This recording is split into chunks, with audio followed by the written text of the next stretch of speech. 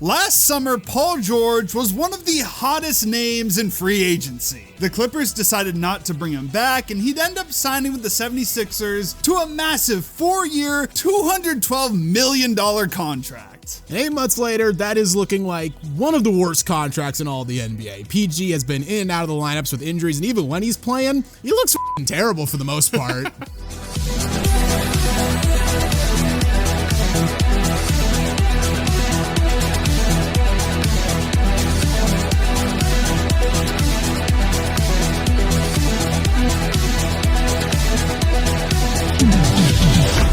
Before we start talking about how Paul George is washed, please give the video a like, subscribe to the channel, and hit the notification bell so you never miss out on any new videos. So before we get into the video, we do want to say, no hate to Paul George, probably going to have a ridiculous title, just how it is, you know, the YouTube system, but no hate to him. He didn't demand this contract. He got offered it. Daryl Morey and the 76ers offered him this deal. Dude's a legend, had some fantastic years with the Pacers, incredible with the Thunder for a couple years. But everyone's time comes at some point. It does, unless you're LeBron James. Unless you're LeBron, yeah. What's that one tweet? It's like, LeBron's 30 now, this f***ery won't go on much longer. And he's 40 now. Yeah, and it's still going on.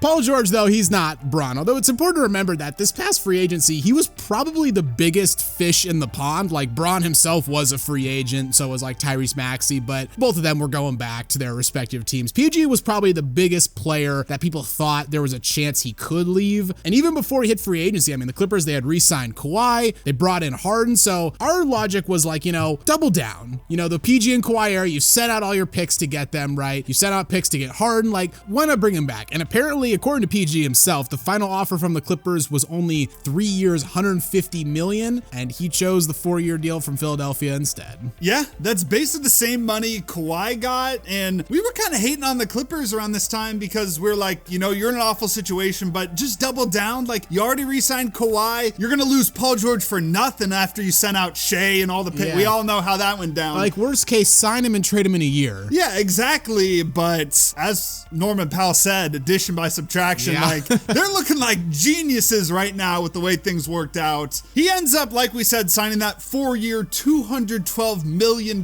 contract. And obviously now, 8 months in, it's looking terrible. He's the 8th highest paid player in the entire NBA this season. The only players making more: Steph, Embiid, Jokic, KD, Bradley Beal, the only contract that's worse than his, Kawhi, and Booker. Just crazy. And from the second he put on that 76ers jersey, the number 8 on the podcast, He looks like in that number. it just did not feel right. It sucks for him because 13 and 24 are both retired by the 76ers, but man, he looks bad in 8. I don't know what it is about the number 8. Maybe it's the font with like the 76ers jersey, whatever, but it just does not look good. Not at all.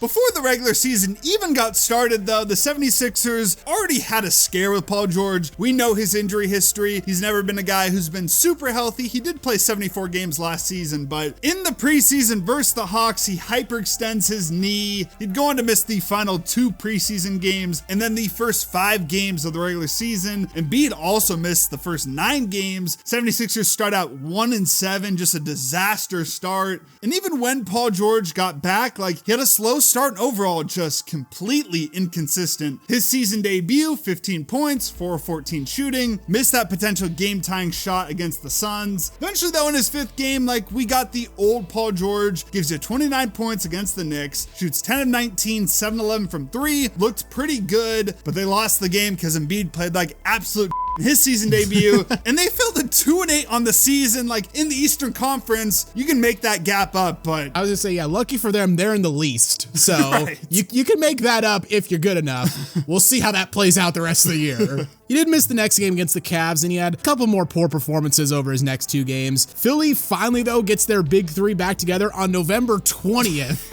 basically a full month into the season, but PG drops a massive 2 points on 1 of 7 shooting and exits the game early in the third after re-aggravating his knee. Misses the next 3 games, comes back against Detroit, another bad showing, 11 points on 12 shots, but the 76ers end up getting the win anyway. And for the next month, he was able to stay in the lineup, although he was very inconsistent. Like one night he gives you 29, the next night he gives you 5. You know, one night he gives you 33. A week later, he gives you 9. Like there was no rhyme or reason for any of his performances. Yeah, we had like some flashes of All-Star Paul George. I mean, in case you forgot, he made the All-Star team the past 2 seasons. He was great last year. Yeah, he was really good for the Clippers, but just couldn't string together any consistency, at least until mid-January. Like there was some glimmer of hope. He scores 25 in 2 straight games, misses 1 game, and then gives you 26. Now they did lose all of those games with Embiid out, but like there was some glimmer of the old Paul George. Like maybe it was just a massive slump to start the season. Maybe there was some consistency coming. He's out of the lineup the next 2 games, then comes back, only gives you 11, a blowout loss to the Nuggets, but does respond with 30 points against the Cavs. One of his best games of the season, a big win for the 76ers. Watching the highlights, like he's looking like the old smooth Paul George we were used to, but shortly after that, he injures his pinky against the Bulls, misses the next 5 games, and then most recently, not the very most recent game against the Nets, that's going on right now as we record it. And they're losing. Yeah, they are losing, but like in the past week, he had that 2-point-1 of 7 shooting performance against the Nets. His second 2.1 of 7 shooting game of the year.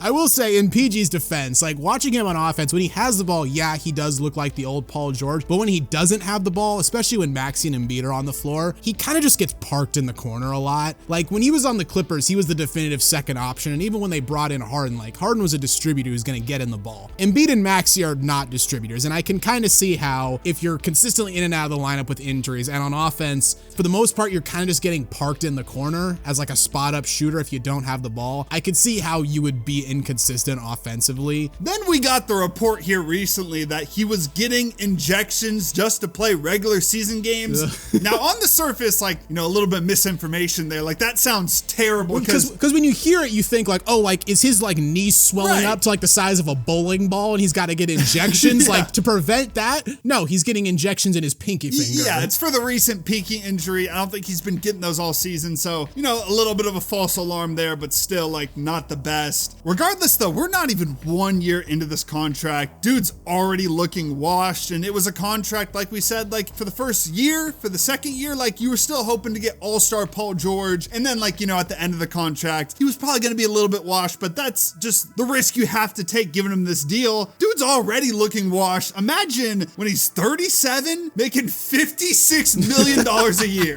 Oh, Jesus. Looks bad enough right now. What's he going to look like when he's averaging like 9 points a game off the bench? Not good. And on top of that, you know, I don't think it is affecting his play at all, but optically the podcast's still going on. At the very least, it's funny. It's the funniest look in the entire NBA because like there's so many memes and jokes where it's like, you know, Paul, we need you to play well in this playoff game. And he's like, new podcast episode, right?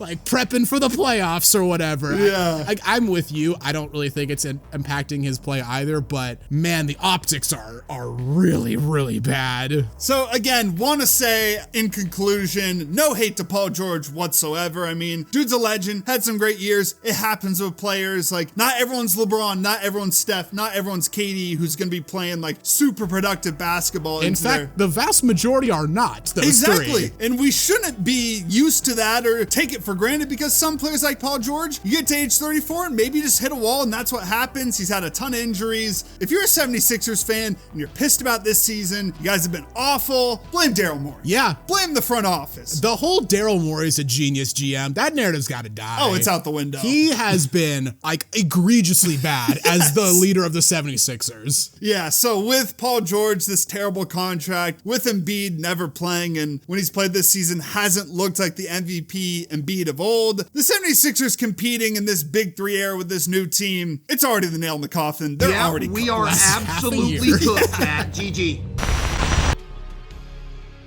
So what do you guys think? Are there any Paul George fans in the comments who think he's still got a little bit left and maybe he can break out of this slump? Let us know in the comments below. If you enjoyed the video, please consider giving it a like, and hey, while you're here, check out some of our other content as well. And don't forget to subscribe to Synthetic Sports.